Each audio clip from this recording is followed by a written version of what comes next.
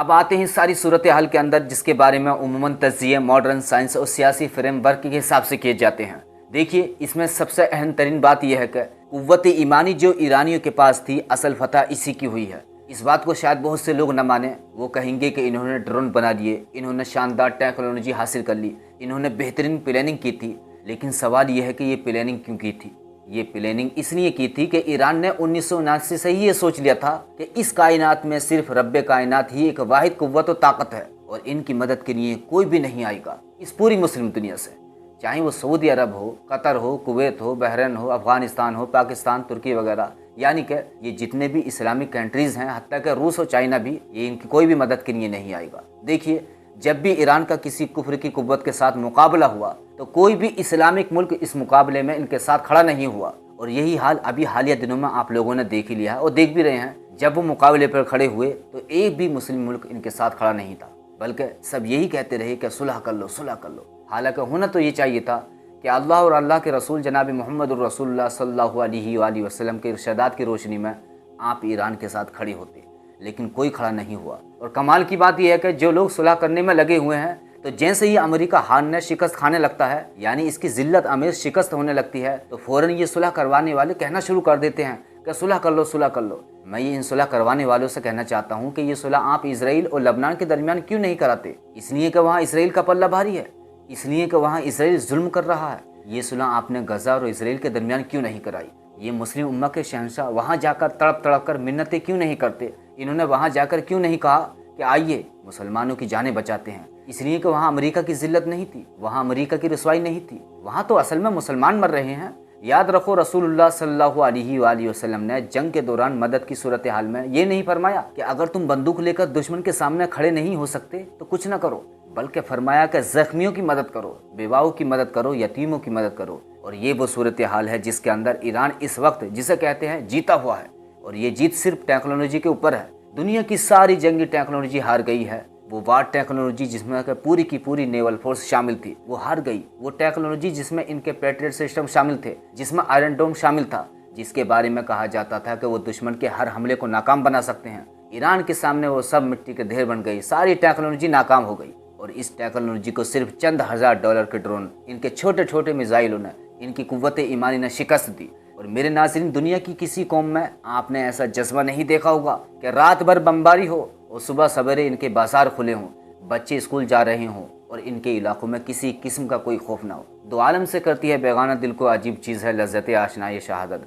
और मकसूद मतलूब मोमिन न माले गनीमत न कश्वर कशाई, तो ये चीज़ इन ईरानियों में मौजूद थी, लेकिन कोई इसका जिक्र नहीं करता। सब सिर्फ टेक्नोलॉजी का जिक्र करेंगे, मगर इनकी बहसत कौम अल्लाह ताला के साथ ताल्लुक़ का जिक्र नहीं करेंगे। और आप सोचें कि ईरानियों के यहाँ जब भी लोग बाहर निकलते हैं तो इनका नारा अल्लाहु अकबर होता है। इनका ये ऐलान होता है कि बालादस्ती सिर्फ अल्लाह की है। लेकिन इस पूरी मुस्लिम उम्मा के अंदर ऐसी सूरत हाल नज़र नहीं आती। अब आते हैं कि क्या ये अमन पायदार रह सकता है, नहीं रह सकता, ये जो मुआहदा हुआ है। देखिए, मैं एक तवील अरसे से ये कहता चला आया हूँ कि इस जंग की जो इंटरप्रिटेशन लोग मॉडर्न सूरत हाल और पॉलिटिकल फ्रेमवर्क के अंदर करते हैं, तो वो बुनियादी तौर पर हमेशा गलती करते हैं। देखिए, जिस दिन पहला यहूदी काफिला 1917 के अंदर यहाँ आया, तो उसी दिन एक जंग की बुनियाद रख दी गई थी। और इस जंग की बुनियाद ये थी कि यहाँ एक ग्रेटर इसराइल बनाया जाएगा, जिसमें इनके अकीदे के मुताबिक इनका मसीहा हुकूमत करेगा। ये जंग इन्होंने शुरू की है और ये सिर्फ दो तरीकों से ख़त्म हो सकती है। पहला तरीका ये है कि इन्हें मुकम्मल तौर पर शिकस्त दे दी जाए और वो यहाँ से चले जाएँ। दूसरा तरीका यह है कि वो अपने इस दावे से दस्तबरदार हो जाएं और ये ऐलान करें कि हमारा कोई मसीहा यहाँ हुकूमत करने नहीं आ रहा, लिहाजा हम वापस अपने घरों को जा रहे हैं। और इनके घर कहाँ थे? पेरिस में, लंदन में, लॉस एंजलिस में, जर्मनी में, रूस में और दुनिया के मुख्तलिफ ममालिक में। वो वहाँ बड़े मालदार और खुशहाल लोग थे, लेकिन ये यहाँ आकर छोटे छोटे घरों में रहने लगे, बड़े बड़े बिजनेस कारोबार, घर मकान छोड़कर। तो ये एक बुनियादी नुकता है जिस पर कोई मुस्लिम मुल्क गौर नहीं करता।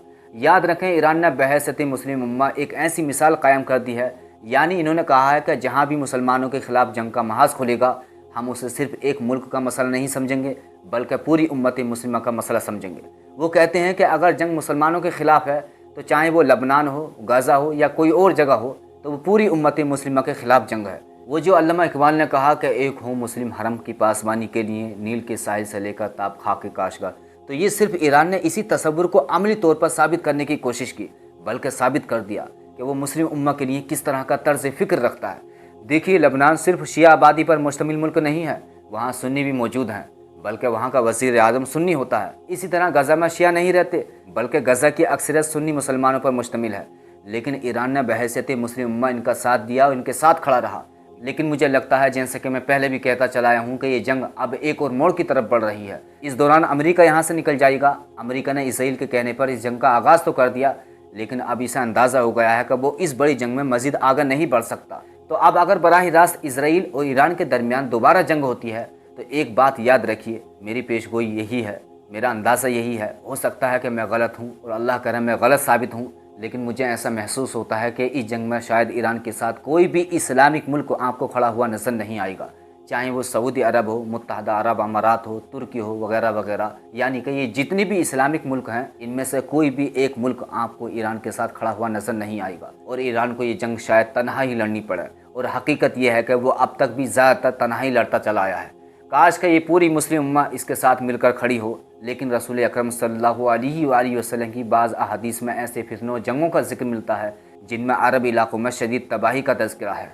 तो अगर फ्यूचर में ईरान और इसराइल के दरमियान दोबारा किसी भी नौइयत की जंग होती है, तो उसके बाद इसराइल का अगला हदफ कौन होगा? यानी यही लोग होंगे जिनके बारे में अल्लाह के रसूल जनाब मोहम्मद रसूलुल्लाह सल्लल्लाहु अलैहि वसल्लम ने इरशाद फरमाया कि वैलुल लिल अरब, ये अरब निशाना होंगे, तुर्की निशाना होगा, इराक निशाना होगा, और बाकी वो जितने भी, यानी कि जितने भी मिडिल ईस्ट में कंट्रीज़ हैं, इस्लामिक मुल्क हैं, तो ये एक के बाद एक इनका अगला निशाना होंगी। अल्लाह रब्बुल इज़्ज़त हमें पूरी उम्मत मुस्लिमा का इत्तेहाद नसीब फरमाए, हक़ बात को समझने और इस पर अमल करने की तौफ़ीक़ अता फरमाए और पूरी उम्मत की हिफाजत फरमाए।